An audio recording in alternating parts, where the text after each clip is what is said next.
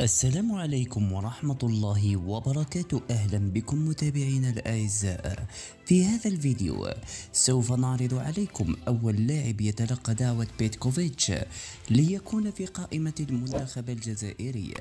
لنتابع التفاصيل واضغطوا لايك للفيديو. كشفت تقارير إعلامية محلية أن الحارس ألكسندر أوكيتشا تلقى دعوة لتمثيل المنتخب الجزائري خلال تربص سبتمبر المقبل، وبحسب موقع زير أروباس فإن الحارس ألكسندر أوكيتشا في طريقه نحو التراجع عن قرار الاعتزال اللعب الدولي والعودة إلى الصفوف الخضر رسميا. وأضاف ذات المصدر أن الناخب الوطني فلاديمير بيتكوفيتش ارتأى بعث المنافسة في منصب حراسة المرمى بعد المستوى الباهت للحارس أنطوني ماندريا أمام غينيا وأوغندا سابقا. وفي الأخير شاركونا آراءكم وتعليقكم بخصوص عودة ألكسندر أوكيتشا إلى عرين المنتخب الوطني الجزائري.